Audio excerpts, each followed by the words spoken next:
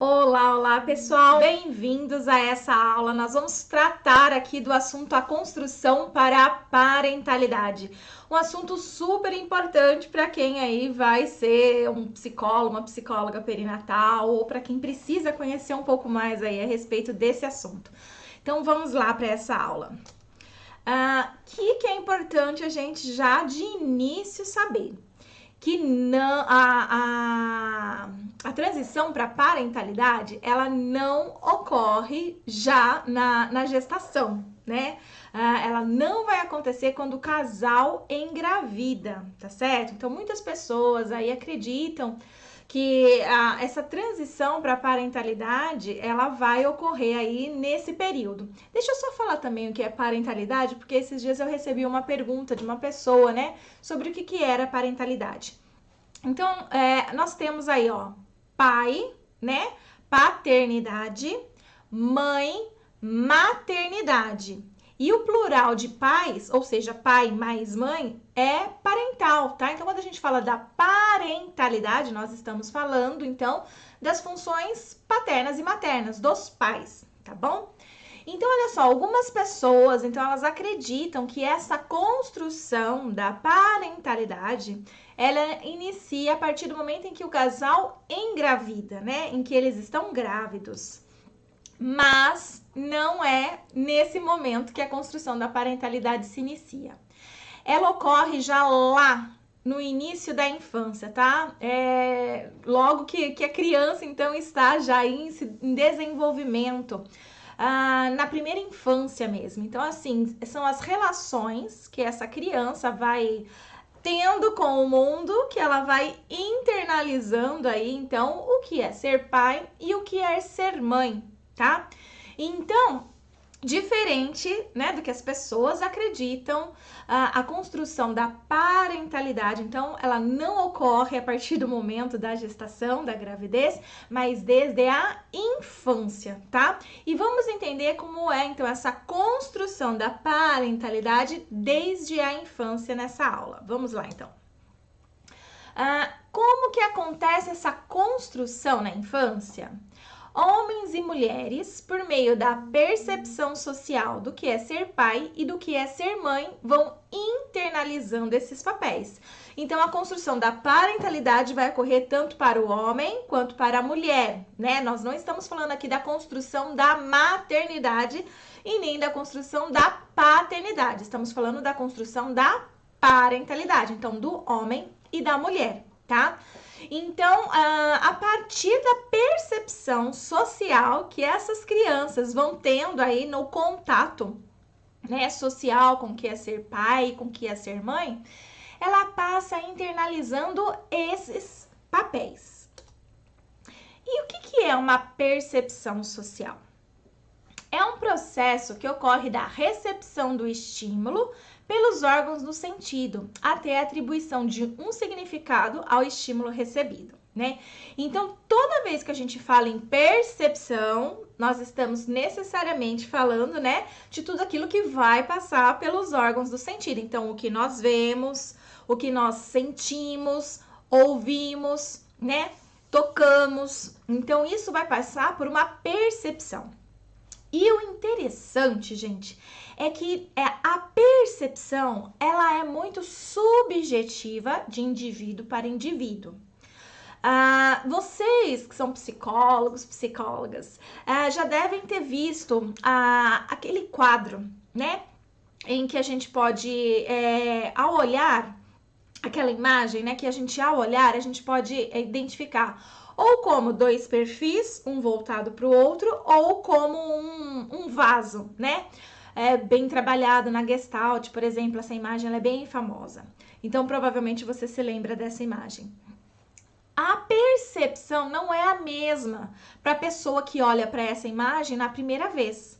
Uma pessoa que não sabe disso, né? Que não tem essa informação, que você olha de uma forma, vai ser dois perfis, ou se você olhar, né, você pode enxergar também um vaso.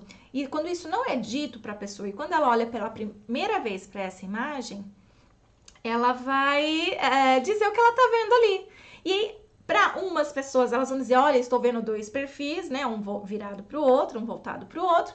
Ou ela vai dizer, eu estou vendo um vaso, né? E depois que você fala para ela que ela pode ver de outra forma também, aí ela saca, né? Então, a percepção, gente, ela não é igual para todo mundo. Ela vai passar pela subjetividade de cada um, tá? Então, cada um vai perceber as coisas de formas diferentes. As situações também, elas são percebidas pelas pessoas de formas diferentes.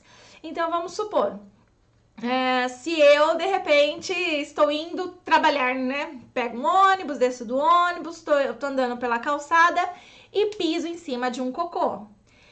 Dependendo da minha percepção, eu posso olhar para aquilo e falar, poxa vida, hoje meu dia realmente vai ser uma bosta, né? Digamos assim, né? Porque pisou em cima do cocô do cachorro.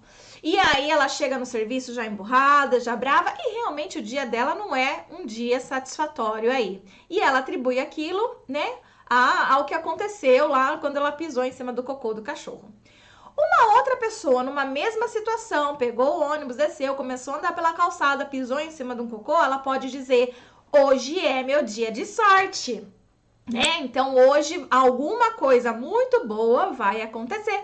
Porque quando pisa no cocô, é dia de sorte. Percebe? Então, um mesmo fenômeno, quando ele ocorre, né, para pessoas diferentes, ele é interpretado de formas diferentes, mesmo sendo o mesmo fenômeno, né? A percepção é diferente. Nós que somos psicólogos, outro detalhe que a gente pode perceber aqui e dizer aqui, são em relação às abordagens.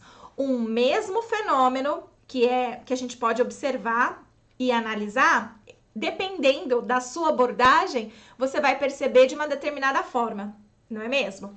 Então, vamos pegar lá um caso, por exemplo, se você tá lá com um caso de uma criança que tá com dificuldade aí de se desapegar da mãe, alguma coisa assim, tá com ciúmes do pai, essas coisas todas. E aí, se você trabalha com a psicanálise, você pode fazer uma análise que interpretar e ter a percepção que aquilo, então, é um complexo de Édipo. Se você é da abordagem comportamental, provavelmente você vai tentar identificar o que está mantendo aquele comportamento, qual é o reforçador, qual é o consequente, né? O que vem depois, que está mantendo aquele comportamento, né? Se você é sistêmico, você vai tentar perceber como é que está sendo essa relação familiar e etc. Então, percebe? A percepção, então, ela não é a mesma para todos. Tá? E isso é importante a gente poder destacar aqui, porque aqui nós estamos falando da construção da parentalidade, onde a criança, ela vai ter a sua percepção, que ela é social do que é ser pai e ser mãe, né? Então, depende do contexto histórico, cultural, né, social que ela está inserida, né? E que ela vai internalizar, então, esses conceitos aí da parentalidade, tá bom? Por meio de todos os órgãos do sentido, daquilo que ela vê, daquilo que ela ouve, daquilo que ela sente. Quando você olha para esse outro que lhe é desconhecido, é possível você ter uma impressão dele, né? Então, olha só, a criança em construção, ela não sabe ainda, né, antes dos 2 anos de idade ou antes de 1 ano de idade, ela não sabe ainda o que significa a palavra pai. Ela não sabe ainda o que significa a palavra mãe, né? Ela vai desenvolvendo apego, sim, com essas figuras, mas ela não sabe o que significa, porque ela ainda não tem a linguagem, né, falada, né, internalizada. Então, ela não sabe, né? É claro que se acontecer alguma coisa ali nesse momento, isso pode trazer consequências para a saúde mental dos sujeitos e tudo mais, mas ela não sabe o que é pai, o que é mãe. Ela apenas se vinculou com aquele sujeito. Se a gente desse qualquer outro nome para aquilo, né, para aquelas personagens, né, seria a mesma coisa, tanto é que existem formas diferentes em todo mundo de falar pai e mãe, né, na língua inglesa, espanhol, etc, tá? Então, ela vai descobrindo que a pai se refere a uma figura, mãe se refere a uma outra figura, e ela vai internalizando, né, os comportamentos dessas figuras também, né? E tudo isso vai fazendo parte, então, dessa construção da parentalidade desse sujeito desde a infância. E mais ainda, né? Ela vai dando sentido a tudo aquilo, tá? Então, ela precisa perceber, e é uma percepção, então, que não é particular dela, mas é uma percepção social, tá? Então, não é que brota geneticamente de forma inata essa percepção do que é pai ou mãe. Não. Essa criança, ela está dentro de um contexto social e esse contexto social, então, vai influenciar nessa percepção, ok? Então, a percepção social que você tem do outro é sempre mediada pela cultura, tá? Então, não só a percepção que a gente vai ter do pai e da mãe, mas qualquer outra percepção que a gente tiver de qualquer outro, sempre será mediado pela nossa cultura, tá? E vamos ver, então, um pouquinho sobre esse conceito de mediação. O que é mediação? É o processo de intervenção de um elemento intermediário numa relação. A relação deixa de ser direta e passa a ser mediada por esse elemento, né? Esse conceito de mediação, não sei se você se lembra, mas ele vem lá de Vygotsky, né? Então, o que acontece? Nós temos, muitas vezes, estímulos, né? E diferente de a gente já emitir uma resposta, Vygotsky ele vai dizer que precisa ter um mediador, né? Entre o estímulo e a resposta, existe um mediador, que nesse caso aqui nós estamos chamando de cultura. A cultura vai ser esse mediador, né? Então, só para lembrar vocês, vamos supor uma criança, né? Que nunca se queimou, né? Quando ela vê uma chama, quando ela vê o fogo, ela pode, se ela já tiver a linguagem, né, já entender a linguagem, ela pode escutar o que os pais delas falam, por exemplo, não toque aí no fogo, né, que você vai se queimar, e ela então pode aprender, né, através desse conhecimento que algum adulto ou alguém passou para ela, ela não precisa ter passado pela experiência de se queimar para saber isso, né? Então, nesse caso, o mediador é essa pessoa que oferece para ela essa informação. Não faça isso que você pode, né, se machucar.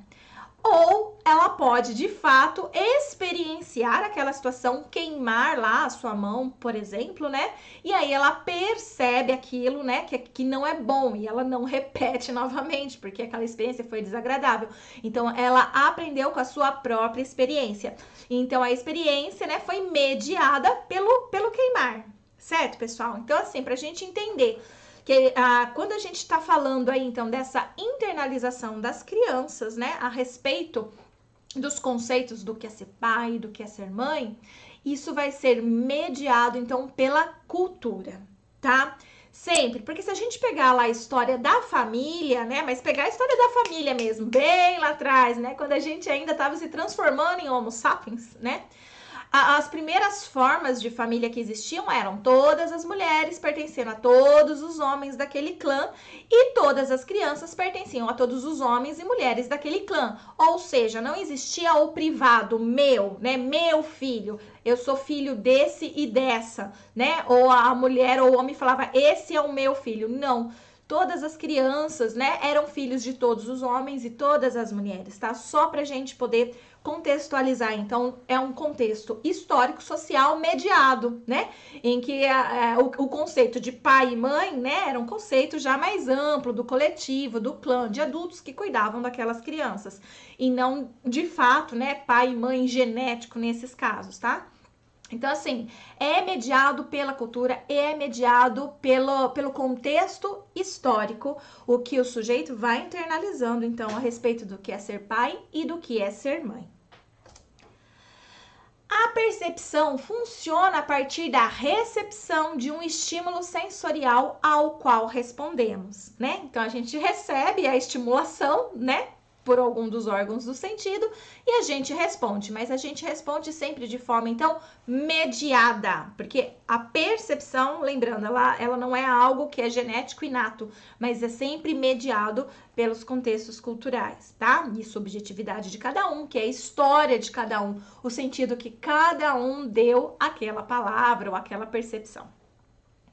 Então, a percepção social passa pela recepção da informação sensorial e antes de respondermos a essa percepção de forma imediata, a informação que recebemos é processada de acordo com as informações anteriores aprendidas, né? Que é essa mediação social. E somente após esse processo é que respondemos ao estímulo, como eu acabei de falar aqui para vocês, e aqui tem uma imagenzinha. Então, entre o estímulo e a resposta existe esse mediador, que no caso aqui a gente está chamando de mediação social, que é a nossa cultura. E agora vamos um pouquinho aprender sobre atitude, né? Olha só quanta coisa para a gente poder falar da construção da parentalidade, né? Então, olha só, a percepção social auxilia os sujeitos a organizar as informações recebidas de forma a relacionar tais informações a afetos positivos ou negativos, tá? Então, a percepção social que a gente tem de algo ou alguém, né? A gente vai internalizar aqueles conceitos e vai despertar em nós, né, algumas atitudes frente, né, àquilo que é percebido. E essas atitudes, então, elas vão perpassar aí por afetos que podem ser positivos ou negativos. Imaginem vocês, então, por exemplo, uma criança que foi violentada pelo seu pai ou pela sua mãe, que tipo, né, de representação de parentalidade essa criança internalizou, tá? Ela vai passar, então, por afetos positivos e negativos, tá? Ela está dentro de uma cultura, ela vai aprendendo o que é ser pai e o que é ser mãe, mas a experiência que ela teve com o que é ser pai e ser mãe pode não ser a mesma que o resto da sociedade aí dita, né? Que é o que é ser pai e ser mãe, que é aquele que protege, que cuida, que zela, né? Muitas vezes essa criança ela não teve esses cuidados parentais, tá? Então pode despertar nela atitudes negativas frente a pais e mães, figuras de autoridade, por exemplo, tá? E isso muitas vezes pode perdurar para o resto da vida do sujeito, tá? E ele mesmo, quando se torna lá um pai ou mãe, muitas vezes, né, as suas atitudes, né, enquanto pai ou como mãe, pode estar novamente, né, se relacionando com aquela criança da mesma forma com que foi relacionado, tá? Algumas coisas podem acontecer ao longo da vida do sujeito, inclusive mudando isso, né? E fazendo com que ele diga, nossa, a minha percepção pode ser mudada, eu entendo que eu quero ser um pai ou uma mãe melhor do que os meus pais foram para mim, né? Quero fazer diferente, né? Por conta de uma série de coisas na vida. E eles podem ter um determinado tipo de atitude, tá?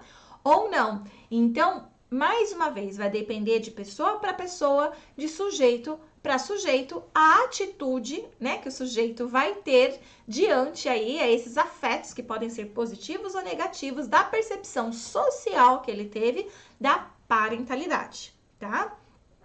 Essa relação é realizada então por meio da mediação social, é claro, só na interação com o social que ele vai internalizando então essas informações. Os afetos positivos e negativos que construídos sobre algo ou alguém são construídos por meio das relações sociais, né? Não tem como você construir um afeto positivo ou negativo de algo que você não teve a experiência, que você não chegou a conhecer, né? A gente não se relaciona com o não conhecido, com o desconhecido, a gente se relaciona com o conhecido, tá? Então, esse sujeito, de uma forma ou de outra, ele tem que ter tido algum tipo de contato social nas relações sociais para que ele pudesse internalizar e exercer aí depois, né, ter aí uma ação, uma atitude frente a essa percepção. Ao longo da história da espécie humana, as representações da realidade têm se articulado em sistemas simbólicos, onde as informações são compartilhadas pelos membros do grupo social, permitindo a comunicação entre os indivíduos e o aprimoramento da interação social, tá? Esses sistemas simbólicos, né, que vão permitir, então, a nossa comunicação, tá certo? Então, nós temos vários tipos de símbolos, né? E significados também, né? Então, símbolos que são universais, né?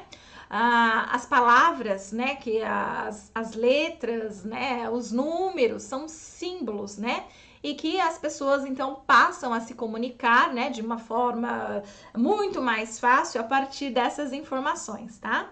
É o grupo social, então, que fornece formas de perceber e organizar o real, as quais vão constituir o psiquismo humano, fazendo a mediação entre o indivíduo e o mundo. Então, a gente só se torna homens, né, e mulheres, né, sapiens, né, quando a gente vai tendo as nossas interações sociais. Porque senão a gente não conseguiria falar, pensar, sentir e agir, né, de acordo com o que a nossa cultura prega. Então, eu gosto muito, assim, que a gente pare para pensar um pouquinho, inclusive nisso, que a nossa forma de pensar, sentir e agir não é nossa. É algo que foi construído nessa relação social, tá? Então, como o sujeito ele vai pensar pai e mãe, como ele vai sentir pai e mãe, né? E como ele vai agir pai e mãe, né? Tudo isso vai depender de toda essa construção, dessa relação social que ele teve, tá? Aí com os indivíduos da sua comunidade, da sua sociedade, da sua cultura. Percebe? Jogos simbólicos agora. A criança, por volta dos 2 anos de idade, de acordo tanto com Piaget quanto Vygotsky, passam a brincar de forma simbólica, pois agora ela desenvolveu linguagem, tá? Então, olha só, crianças por volta de 2 anos, elas começam o quê? A falar, né? Por volta de 1 ano, mais ou menos, elas já desenvolvem aí 2 palavrinhas e elas vão aumentando essas palavras conforme vão passando os meses. Mas por volta de 2 anos, elas já entendem, né? Elas já conseguem se comunicar, elas já internalizaram a linguagem, muitas já conseguem falar e junto com essa habilidade também tem um salto cognitivo na inteligência da criança. Antes, a criança não conseguia muito bem simbolizar as coisas, né? E a partir dos 2 anos, como ela agora tem a linguagem, ela consegue simbolizar, né? Então, ela pode pegar, de repente, um lápis, né? E ela pode brincar com esse lápis como sendo um aviãozinho, por exemplo, tá bom? Então, ele deixa de ser um lápis e passa a ser um avião, ela simboliza, né? Então, ela começa a ter essa capacidade de simbolizar. E dentro dessas brincadeiras simbólicas, é muito comum que a partir dessa idade, elas também façam brincadeiras, né, que vão exercitar a imaginação do faz de conta. Elas vão brincar de casinha, vão brincar de papai e mamãe, vão brincar de médico, de professor, né? De uma série de representações aí que ela vai observando na sua sociedade relacionada à sua cultura, percebe? Né? Se numa cultura, então, tem professor, ela vai observar e poder brincar de professor. Se na cultura não existe o professor, isso não vai ser criado na cabeça dela, percebe? Então, como que a cultura vai influenciando nisso? Então, ela passa a interpretar papéis que ela observou e internalizou relacionados ao seu dia a dia. Então, ela precisa ter contato, né? Ela observa e depois ela representa por meio das suas brincadeiras simbólicas, que são as brincadeiras de faz de conta, tá certo? Então, o menino e a menina, ao pertencerem a uma cultura, a uma sociedade, eles vão internalizar os papéis, né? E vão depois brincar representando esses papéis, como uma forma de preparação, inclusive, para o futuro. Então, muitas pessoas acabam se utilizando, inclusive, né, dessa capacidade simbólica das crianças para fazer ali uma psicoterapia infantil, onde você entrega fantoches, onde você entrega uma série de recursos para que ela possa simbolizar. Porque geralmente essa criança, ela vai simbolizar aquilo que ela tem contato, certo?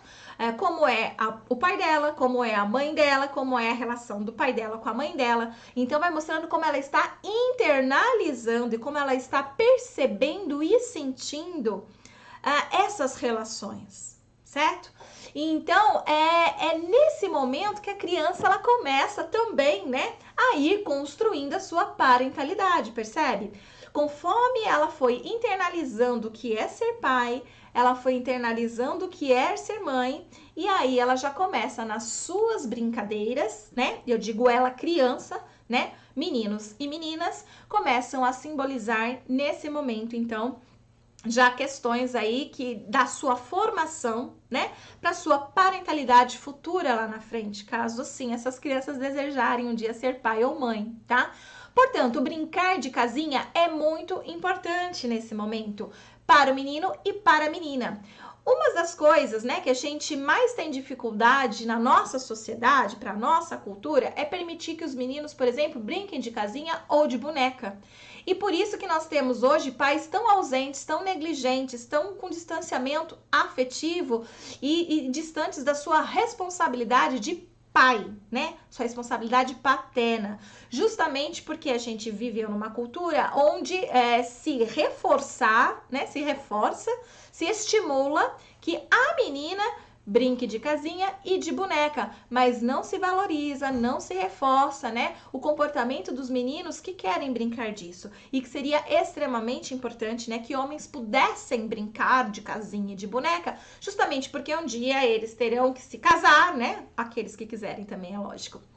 E vão ter que ajudar nas tarefas de casa, né? E cuidar dos seus próprios filhos, né? Então, isso é um outro ponto que a gente deve discutir, né? E pensar, né?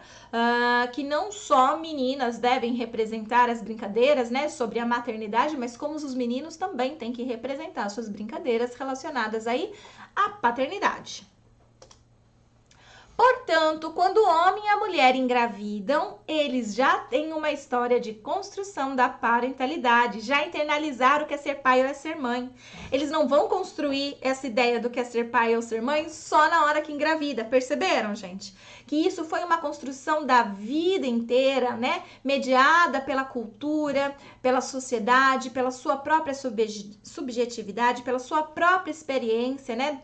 Com o pai, com mães, né? Aquilo que ele foi internalizando, né? Não é quando a pessoa engravida que ela descobre o que é ser pai ou ser mãe, mesmo porque ela já ouviu essa palavra há muito tempo e já internalizou sentidos, né? Significados há muito mais tempo, né? Sobre isso. Então, ela foi construindo a sua parentalidade ao longo, né? De vários anos de sua vida. Desenvolveram afetos positivos ou negativos ligados à palavra pai e mãe e que refletirão na sua própria autoimagem de pai e mãe, né? Então, tudo isso que foi sendo construído aí ao longo desse período, esses sujeitos, então, eles vão internalizando e vai refletir, né, na sua autoimagem quanto pai e quanto mãe.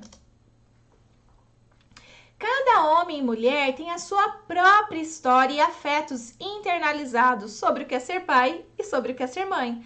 Como a gente já sabe, né? Existem aqueles sujeitos que vão internalizar, né? Pais e mães positivos, mas tem aqueles que vão internalizar umas situações, né? Mais conflitivas aí, né? Às vezes até patológica, tá? E que isso vai sim influenciar depois lá na vida adulta, quando esses sujeitos se tornarem, então, pais e mães, né? Por conta disso que foi vivenciado e internalizado lá no passado. E aí que tá, né, o fantástico, né, do psicólogo, é saber disso, é entender que a parentalidade ela é construída dessa forma, né? E ao ser construída dessa forma, o psicólogo, então, ele tem que investigar, né, quais foram essas percepções que esse sujeito foi construindo ao longo da sua vida sobre o que é ser pai e o que é ser mãe, né? Trabalhando com as crenças, inclusive, porque aquilo é uma percepção dele, não é uma verdade, né? É uma verdade para ele. Mas a gente pode trabalhar com várias técnicas aí que cada abordagem pode oferecer, né? Para que quebre essas crenças, né? A respeito aí de um lado negativo do que é ser pai ou do que é ser mãe, por exemplo. Permitindo que esse sujeito possa ser um pai ou uma mãe mais adequado, por exemplo, do que foi os seus próprios pais. Portanto, o casal, ao se tornarem eles mesmos pais e mães do seu filho, cada um terá separadamente o seu ideal do que é ser pai e mãe. E olha só, né, essa situação. Então, tudo que eu fui falando aqui deu para vocês perceberem e entenderem que cada um vai ter uma representação, vai ter uma construção da parentalidade diferentes. Então, aqui nós temos uma mulher com o seu pai e a sua mãe e toda a sua construção da parentalidade aqui, tudo que ela internalizou sobre eles. E do outro lado nós temos um homem que também, da mesma forma, foi internalizando aí as mensagens, né, que ele foi percebendo a respeito do que é ser pai e do que é ser mãe. Então, quer dizer, esse casal, quando ele se junta para que eles mesmos possam ser pai e mãe, percebam, né, que as fantasias aí, as ideias, as percepções, elas são diferentes, porque cada um são pessoas diferentes, que vêm de famílias diferentes, às vezes de culturas diferentes, tá? De aprendizados diferentes, internalizaram esse conceito de formas diferentes. Então, existe, né, a representação de pai e mãe da mãe e existe a representação de pai e mãe do pai, que é importante se levar em consideração, porque quando eles forem exercer a sua parentalidade, pode haver conflitos, porque uma pensa que ser pai é de um jeito, mas o pai, ele tem uma outra percepção do que é ser pai, e que não vai ser do mesmo jeito que a parceira acreditava que seria, percebe? Tá aí, mais uma vez, a importância do psicólogo poder trabalhar com esses casais ainda durante o período da gestação, ou até mesmo, se possível, antes da gestação, para que isso possa chegar a um acordo, para que evite o conflito, né, do casal, tá certo? Então, detalhe importante da gente saber. Também construirão a imagem de um filho imaginário, atribuindo a ele um sexo, características físicas, comportamentos, personalidade, entre outros. O que isso quer dizer? Todo homem, toda mulher vai ter um filho imaginário. E geralmente pode ser um filho imaginário que vem já de muito tempo, vem desde lá da infância, né? Muitas meninas, né, que brincam aí de boneca desde, né, de tenra idade, elas já fantasiam mais ou menos quantos filhos elas vão ter, como vai se chamar, quais características que vão ter, e não é diferente com os homens. Eles também vão construindo essa parentalidade, eles também vão construindo essas características, esse filho imaginário, né? Ele pode sonhar ser pai de um homem, um pai de uma menina, e como que ele vai agir enquanto pai ou mãe, quais as características físicas que aquela criança vai ter, qual vai ser a personalidade que aquela criança vai ter, tá certo? Então, além de existir, né, esses bebês imaginários de cada um dos pais em separado, vai existir também esse bebê imaginário do casal. O próprio casal vai ficar discutindo como vai ser o nosso filho, qual vai ser a personalidade do nosso filho. Nós queremos um filho assim, assado, de tal jeito e tal, né? Então vai ter os bebês imaginários de cada um em separado, mas também, ao mesmo tempo, um bebê imaginário do casal, de ambos, tá certo? Os pais também criam expectativas para os seus filhos. Eles imaginam um futuro para a criança que geralmente está ligado aos seus sonhos não realizados e desejam que o filho possa agora realizar, né? Então, além desse filho imaginário que eu acabei de dizer para vocês, ainda existe aquele filho imaginário que vai ser aquele filho que vai realizar, né, todos os desejos que o pai ou a mãe tinha e que não pôde ser realizado. Então, vamos supor, a mãe, ela tinha o desejo de ter uma filha mulher e que a filha mulher, ela faça aula de balé, né? Ela não pôde fazer balé, ela achava lindo balé, não conseguiu fazer, mas ela quer que a sua filha faça, né? Ou qualquer outra coisa, né? Um pai pode pensar, nossa, eu não consegui ser jogador de futebol, não consegui, sei lá o quê, né? Eu quero que meu filho faça. Então, existe esse bebê também. Aquele bebê que vem já meio com uma função, né? De fazer, né? De realizar os desejos do pai, né? Basta saber se esse sujeito ele vai querer mesmo se sujeitar, né, a realizar os seus próprios desejos ou se ele vai querer realizar os desejos de seus próprios pais. E isso é importante que a gente possa ficar atento também em psicoterapia ou qualquer tipo de atendimento psicológico, porque é muito comum que crianças, né, e sujeitos adultos realmente, né, não vivam o seu próprio desejo, mas vivam o desejo dos pais. Tá? E esses sujeitos que vivem os desejos dos pais e não os seus próprios desejos, muitas vezes é por conta disso, né? Dessa expectativa que os pais criam para os seus filhos, para que eles façam aquilo que ele não pôde fazer, tá? Então, importante a gente também perceber que existe também essa criança imaginada, esse bebê imaginado aí. E por fim, o filho imaginário construído pelos pais sempre seguirá os padrões de normalidade da sua cultura, tá? Então a maioria das pessoas, né, vão sempre imaginar um bebê, né, bem relacionado à sua cultura, né? Então aquilo que é valorizado, eles vão desejar e imaginar. Então dificilmente alguém vai querer imaginar e desejar ter, por exemplo, um bebê prematuro, um bebê difícil, chorão, né? Às vezes com alguma anomalia ou síndrome, porque isso não faz parte do padrão de normalidade da cultura, né? Então, essas fantasias aí em relação ao bebê, elas são sempre fantasias relacionadas aos padrões de normalidade de uma cultura, tá certo? Aquilo que realmente se espera, tá? E o que foge desse padrão, geralmente acaba sendo o bebê real, né? Depois, né? Não é mais o bebê imaginário, idealizado, mas sim aquele bebê que é real e que pode muitas vezes frustrar aí esses pais, ok? Então é isso aí, pessoal. Espero que tenha sido útil para vocês essa aula sobre a construção da parentalidade.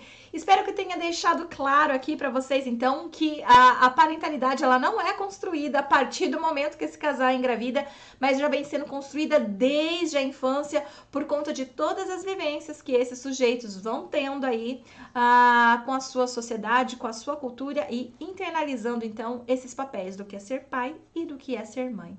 Ok? Então é isso aí, pessoal. Até uma próxima. Um abraço. Tchau, tchau.